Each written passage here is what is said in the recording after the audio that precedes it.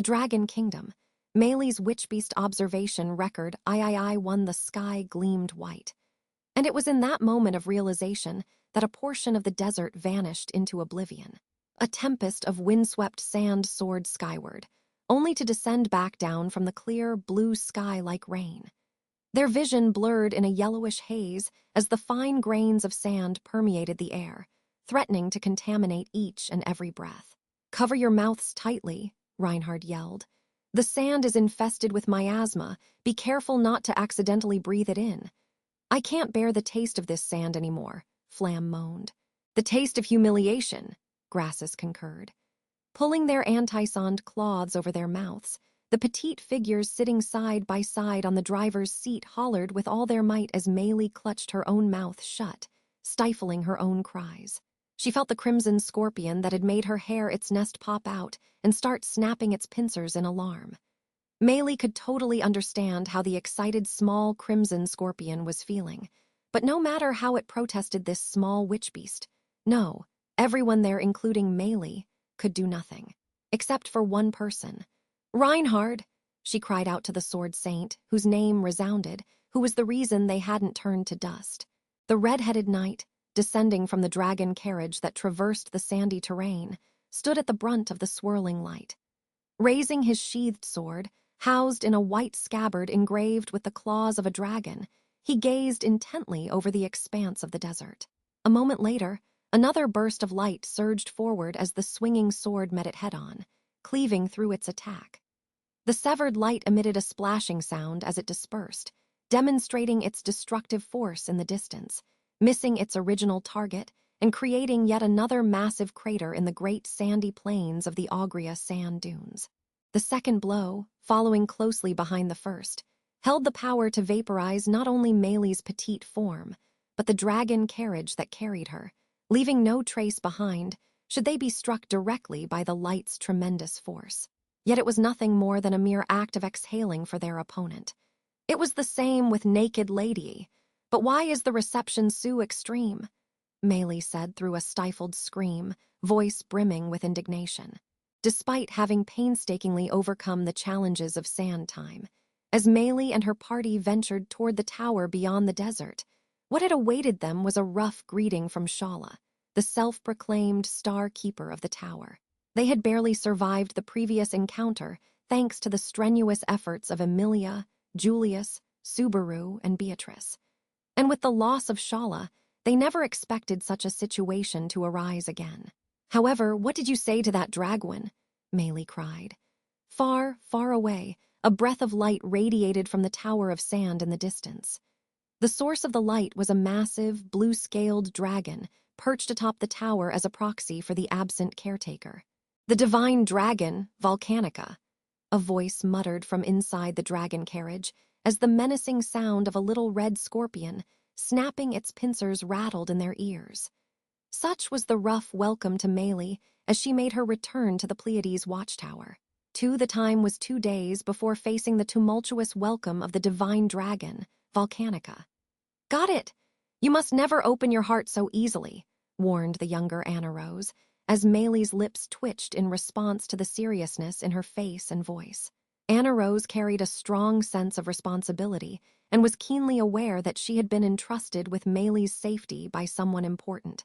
"So I get why she's so anxious, but I'm still a former assassin," Meili started. "Regardless of your past, it's evident that you're currently captivated by Emily, are you not? So nothing you say grants you the power of persuasion. Persuasion is something achieved through action." "HMPH." Anna Rose stood there with her hands on her hips lecturing Meili, who was unable to come up with a rebuttal. In truth, Emilia and Subaru played crucial roles in her backstory. After becoming acquainted with those two naive characters, it'd be absurd to continue playing the role of a ruthless assassin. Anna Rose should understand more than anyone. "I'm somewhat thankful to them, you knew," Meili acknowledged. "Yes, I know," Anna Rose replied. They were both moved by similar people, so Anna Rose understood her feelings and nodded. "So I won't say any more, not to you at least." However, as expected from her, Anna Rose added a cautionary note. As if to back up the slight worry Anna Rose had, Felt came towards them, flashing her fang with a smile and waving her hand. Yo, you ready to go? We're all here. Felt, another royal selection candidate and one of Emilia's rivals, was accompanied by her knight, Reinhard, and 3 other attendants. A small boy and 2 girls, equally petite. Those girls look so much alike, they've got to be twins. This little guy over here is Ezo. He's my strategist. And these twins are Flam and Grassus. They handle the food and cleaning and stuff, Felt explained, introducing her companions. Miss Felt, that's a bit of a sloppy explanation. First of all, your strategist is Sir Rome, Ezo pointed out. Old man Rome says he doesn't need a fancy title, Felt clarified. So he's my advisor and you're my strategist. Flam and Grassus are my caretakers. Reinhard's the violent one.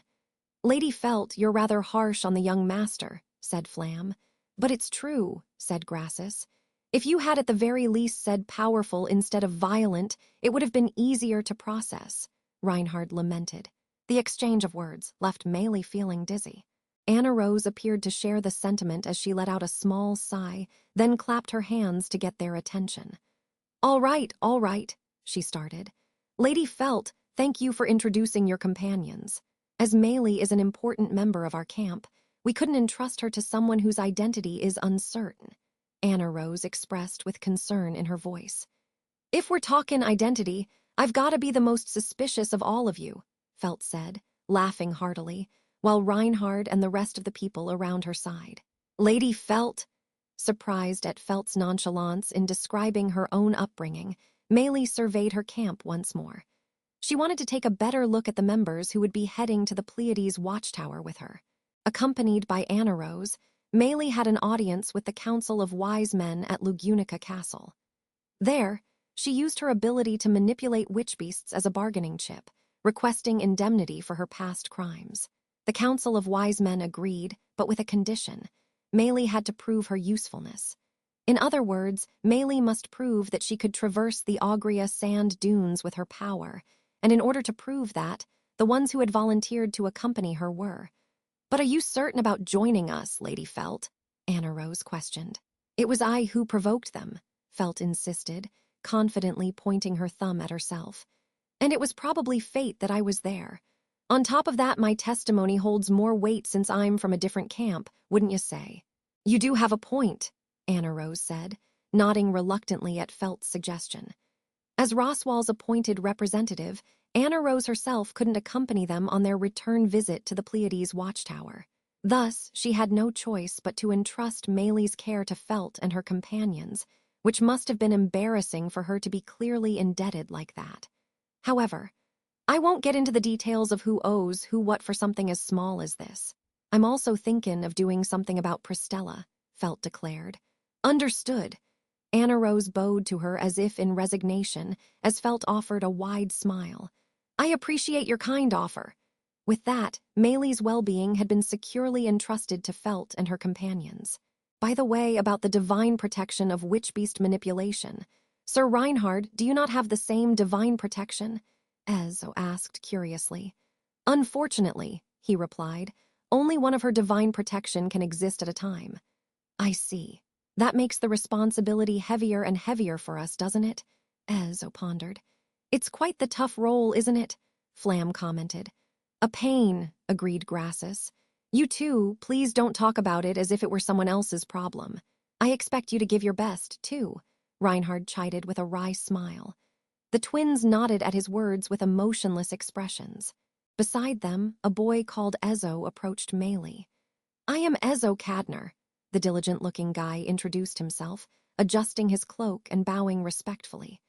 I have had the honor of serving Miss Felt ever since a particular incident, and am delighted to accompany you on this intriguing journey. Let's fulfill our roles together. Yes, let's do that, Meili said. So what can you do? I'm a magic user. I'm the second best in the kingdom, much to my annoyance, Ezo replied, irritation mixed into his otherwise intelligent countenance. It seemed that he was in a complicated situation. Despite the small stature of the boy, he had a certain air about him that could not be underestimated, and he wasn't the only one. It seems those twins have more to offer than caretaking, Meili commented. You have a good eye, complimented Flam. You know too much, muttered Grassus. Flam and Grassus, along with the members of Felt's camp, each had their own unique quirks and idiosyncrasies. Particularly noteworthy were the sly royal candidate and her first-ranking knight, the Sword Saint, both of whom found themselves entangled in unexpected circumstances. Subaru and Emilia sure have their fair share of challenges awaiting them, Meili thought. So wired, Meili muttered, wondering why she felt anxious at their problem as if it were her own. Lady Anna Rose, everything is in order. Ready, Clind, Anna Rose's butler, interjected in his typically subdued manner. Clind played an important role in Meili's trial, which encompassed this journey to the Pleiades watchtower and overcoming the Augria sand dunes. He would transport them all the way from the royal capital, Lugunica, to the dunes in a single bound. Miss Meili, good luck to you. Expectation. Clind bowed deeply, surprising Meili and Anna Rose. I wouldn't be so afraid of you if you just say one word to cheer me up like that, Meili jested. Clind always has much to say, doesn't he? Anna Rose chimed in. She took Meili's hand again and continued, Meili, I wish you the best in winning back your future. Yes, thank you. I'll do my beast, Meili replied with her usual light-hearted tone at the younger girl's, Anna Rose's, sincere words. No matter what grand schemes lay ahead, the girl closest to Meili remained unfazed. She's the strongest person I've ever known, always standing her ground. That's why I believe that the most powerful thing one can do is always be true to oneself. 3. Through Clin's enigmatic power, Meili and the members of Felt's camp were instantly teleported from the royal capital to the entrance of the Augria sand dunes. Boarding the dragon carriage prepared for their journey, they moved the Witchbeasts out of their way using Meili's ability, then slowly but surely made their way towards the Pleiades watchtower, visible in the distance, without any hiccups. It was when they had somehow managed to survive the difficult sand time that they got a violent greeting from the divine dragon mentioned at the beginning. Geez, why are we in such a mess? Meili lamented her bad luck in frustration with a high-pitched voice inside the violently shaking dragon carriage. As far as she knew, the dragon, which had resided in the Pleiades watchtower for a considerable amount of time, was at Emilia's beck and call. If she remembered correctly, then it had been asked to protect the tower on behalf of Shala. This can't be happening. Was it Emilia's typical vague remarks that drove the dragon to commit this heinous act? He's most likely just been startled by my presence, Reinhard explained, as he fended off the overwhelming onslaught that greeted them. Huh, Meili exclaimed, her eyes widening in disbelief, when she realized that he was replying to her scream. She couldn't believe her ears that Reinhard had the leisure of having a conversation in a situation like this as he leaned forward. Ezo, I'll leave you in charge here. I'll handle the divine dragon. With these words, the red-headed knight swiftly departed a great distance, the sound of his footsteps like the firing of magic stone cannons. Beneath his feet, a massive crater formed in the sand, an impossible feat for anyone with mere human leg power. Reinhard's prediction appeared to have proven true as he was propelled into the air. The emerging light from the distance changed course, moving away from the dragon carriage carrying Meili and the others, and began to chip away at the desert in pursuit of the airborne Reinhard. The light appears to be targeting the young master, Flam observed. Caught in the middle, Grassus added. Don't be so blunt, Ezo scolded. Oh, this is a disaster, Miss Felt. I don't want anything to happen to you. Stay close to me. Don't be ridiculous, Felt retorted, brushing off a hand reaching out from the driver's seat. How am I your top priority now? Now that damn Reinhard flew off somewhere, your duty's to protect Meili. As it was, Felt embraced Meili protectively, who was curled up in a seat on the dragon carriage. She glared at the little crimson scorpion clacking its pincers atop the startled Meili's head. I'm not trying to hurt your master, she scolded. Hey, Meili, WH what? Don't lose focus. If you mess up, we're all in trouble. Meili paused momentarily and Felt continued. Show us just what you can do. You're the only one with the map to this maze. We can only follow you. Felt tightened her grip on Meili's shoulder, her eyes radiating determination. Meili gulped, feeling her powerful gaze. The situation was just as urgent to Felt as it was to Meili, yet despite this, Felt remained unflinching, reminding Meili that she, too, possessed her own exceptional qualities. She, too, possesses unwavering values, a special quality similar to Subaru and Emilia and Elsa. Well, you gonna answer? Felt snapped. I don't need you to remind me, Meili retorted. It's my job to do things. Heh, well said. Ezo, Flam, Grassus. Felt called out the names of the three in the driver's seat with a wide grin showing her fang. They turned toward her, silently awaiting her command. Reinhard will secure the victory. We need to make sure we don't lose, so buckle up. Felt's voice rang out with fiery determination, igniting sparks of fervor in the eyes of her three followers. Everyone in the camp, including Reinhard, who was unable to hear what she just said, sought the best outcome. Witnessing their dedication, Meili couldn't afford to lag behind. Please, just stay still, she pleaded. Despite the tower guardian's absence, the intensity of the miasma in the dunes showed no signs of diminishing. The violent nature of the witchbeasts that abound in the Augria sand dunes, and their unnatural, undeterred willingness to fight, even to the death, remained strong due to that. Had Meili not ordered them to stand by, the bloodthirsty witchbeasts would have swarmed in on them. However, unlike the climactic battle at the tower, the current scenario had the witchbeasts entangled in a fierce struggle against the forces of nature. Meanwhile, the battle between Reinhard, the Sword Saint, and Volcanica, the divine dragon, intensified. In the midst of the chaos, the two tasks at hand were protecting the dragon carriage from the shockwaves, from the battle, and protecting Felt, and the others from senseless danger. Not only must we reach the tower, but I also have to prove that I'm capable of saving someone. That alone held the key to a new life for Meili Portrout. You know your role, don't you? Felt asked, a mischievous smile playing on her lips as she glanced at Meili, fully focused and oblivious to her surroundings, sweat glistening on her forehead. Her gaze extended toward the decisive battle exploding over the expansive desert. I'll bet the girls who went to the Empire haven't the slightest clue that we're here fighting the dragon, Felt said, wetting her lips with a flick of her tongue. Meanwhile, to the complete ignorance of Felt and her camp, Emilia and Priscilla had simultaneously clashed with a dragon in the fortress city.